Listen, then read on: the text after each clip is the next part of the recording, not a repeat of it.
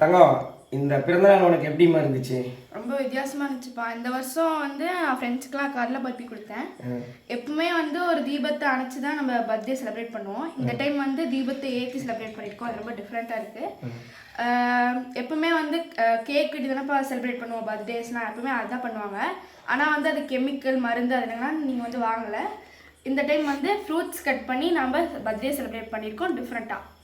ரொம்ப பிடிச்சிருந்துச்சிங்களா? எனக்கு ரொம்ப ஓகே, பிடிச்சிருச்சு. எல்லாரும் நம்ம ஒரு கெமிக்கல் இல்லாமல் நம்ம குழந்தைங்கள நல்லபடியாக வளர்த்தணும். அதுக்காக அதையெல்லாம் விட்டுட்டு இயற்கையாக இருக்கிற கடலை பருப்பி, ஃப்ரூட்ஸு, அந்த மாதிரி ஒரு நல்ல விஷயத்த எல்லாரும் கொண்டாடணும்னு தான் இந்த வீடியோவை நாங்கள் அப்லோட் பண்ணுறோம்.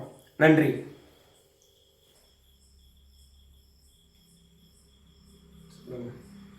இனிய பிறந்தநாள் நல்வாழ்த்துக்கள் பிரணிகா.